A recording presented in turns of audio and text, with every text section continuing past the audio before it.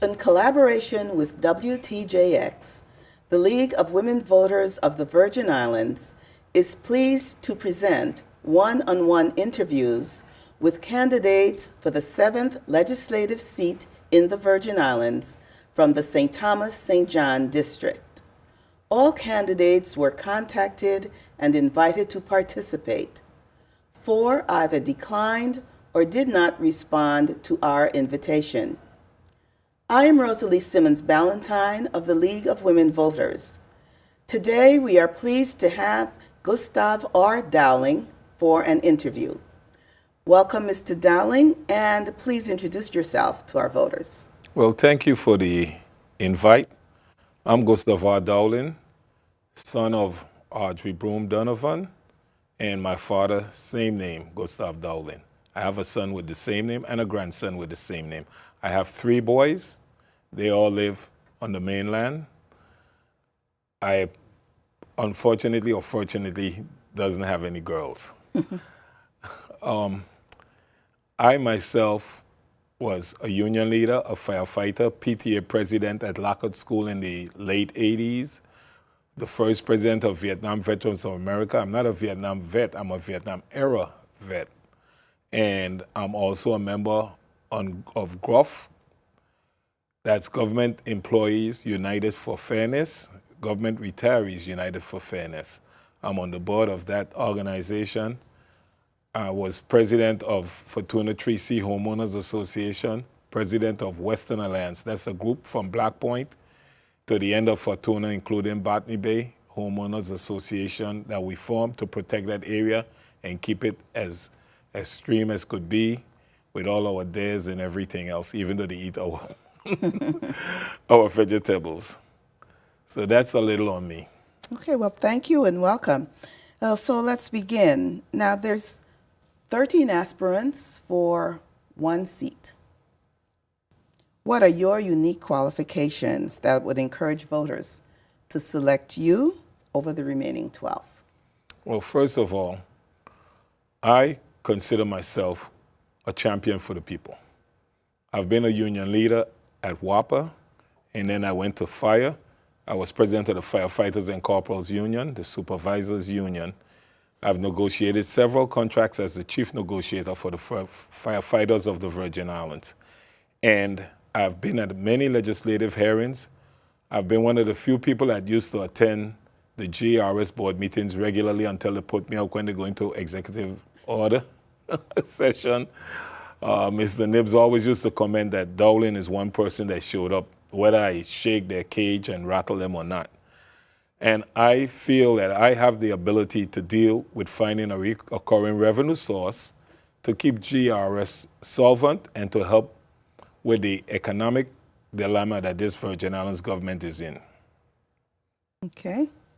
Now, you mentioned GERS. What do you see as the 3 primary issues facing the territory? Well, first of all, I think GRS needs what I would call an audit, but it would be an external audit. They won't be able to pick the company that audited them. That's 1. 2, GRS was founded over 50 years ago, and it was set up in a way to help the retirees and support the retirees until their end days. Well, because of modernization, medical wonders, we're living a lot longer. The life expectancy back in those days was about 62 to 65. A lot of retirees are heading for 100.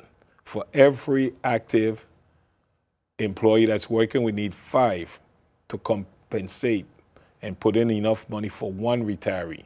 We have over some 8,000 retirees in the Virgin Islands. And what is so drastic about it is if GRS goes insolvent, you're talking about over 8,000 people who are on fixed income having to find another means of surviving in this high-cost economy. Okay. So GRS is one of the issues that you think is a primary issue confronting the territory. What would be two others that you think are of critical Okay. importance? My next issue is health. Right now, our hospitals are in a financial situation. One of the things I think private doctors won't agree with me on, I would push, is for them to do a lot of their surgery in the hospital. The hospital itself have updated equipment similar to what they have in their office and sometimes better. That's being dormant because you see a doctor at the hospital or his office. If you see him at the hospital, he refers you to his office. And when you go to his office, if it's any kind of surgery that he can do, he recommends that he do it at his office. That's revenues that's not going to our hospitals. We have the best cancer center in the Caribbean. People come from all over to come here, but still financially it's being devastated.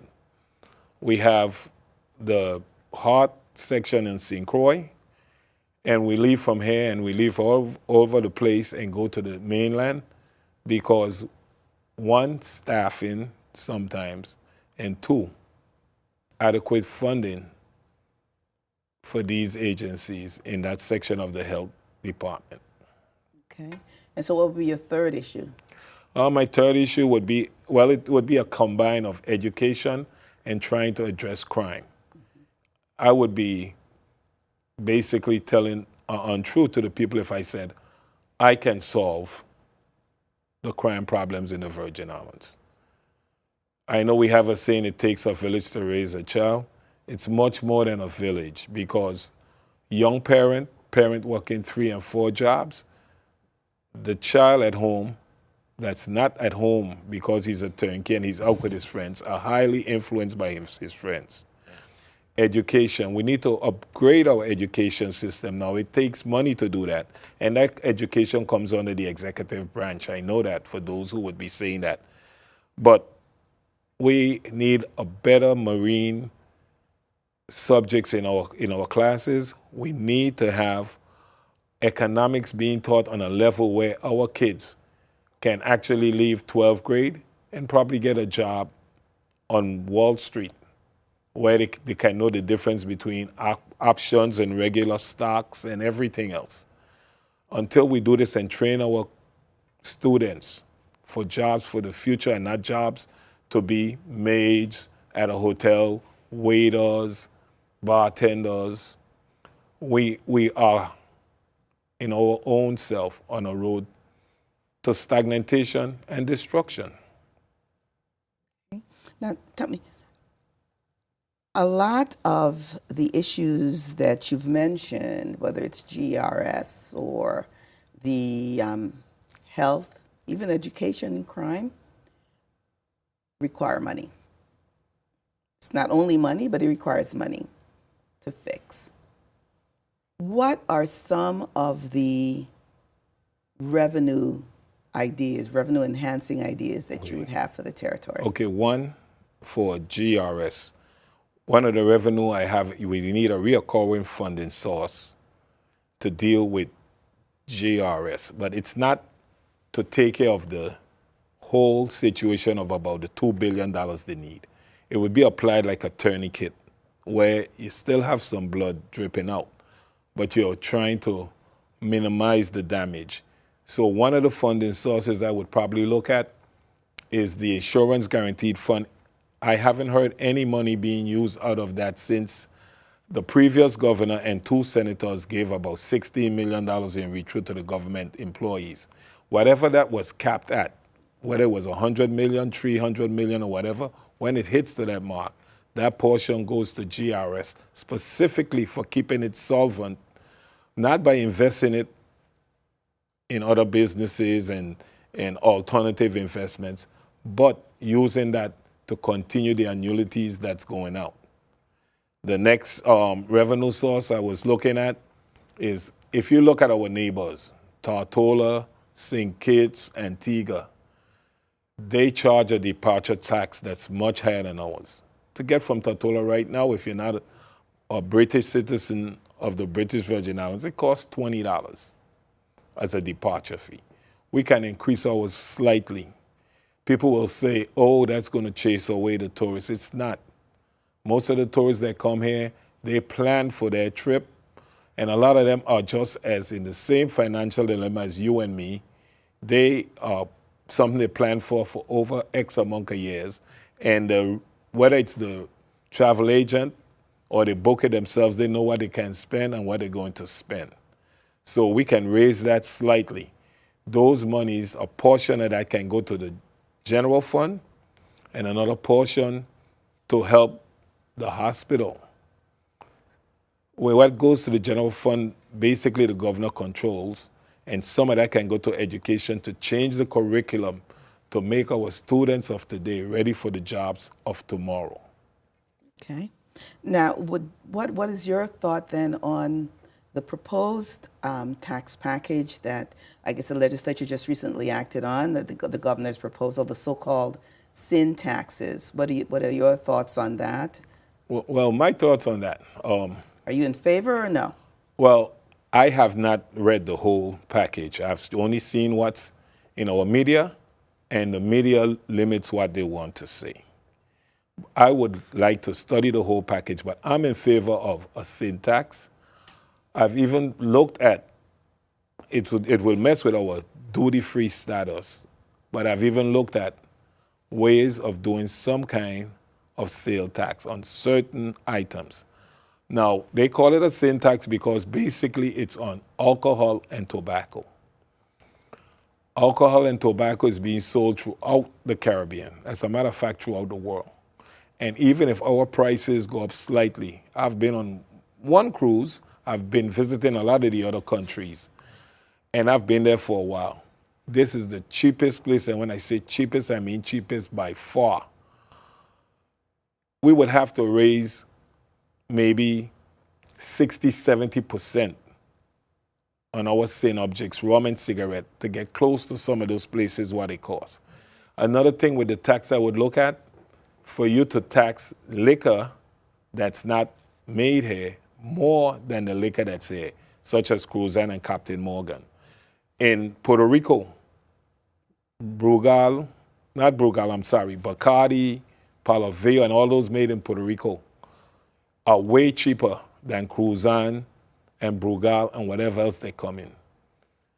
Puerto Rico has a dilemma that they're looking at, but they are actually finding revenues through some kind of taxes that within 14 to 15 years will be taking them out of that dilemma. I don't say we should copy Puerto Rico because I don't want us to go down that road. But there are ways we can look at. If I'm elected with my staff, I would have selective people doing selective things. And I would have a revenue expert working along with my ideas, hoping my colleagues can see eye to eye with me when I bring a bill to the floor and explaining them what it is. I think what we need to do as a community too is ask more of our representatives. We have senators who pass bills and the public cries about it. But I felt if more town meetings were held, we find a way to entice the people to come to the legislature, sit and listen to what is going on. It don't have to be every time there's a session, but maybe we have a neighborhood group where 2 people come to one session and 2 come to the other session, and when they get together in their neighborhood organization, they can discuss these issues and make recommendations to their elected official. Your elected official is only an extension of you. So it's like an arm. If your arm had cancer, you cut it off. So if your elected official has cancer, cut him off. Well, thank you, Mr. Dowling, for sharing your thoughts with the voters. And thank you, WTJX, for this time. The League of Women Voters of the Virgin Islands encourages all eligible voters to vote on April 8th. Those who come out to vote and convince others to do the same help determine who our leaders will be. We have major issues in the Virgin Islands that require capable and informed leadership. Your vote can determine who will fill the vacant seat in our legislature. So we'll see you at the polls on April 8th. Thank you.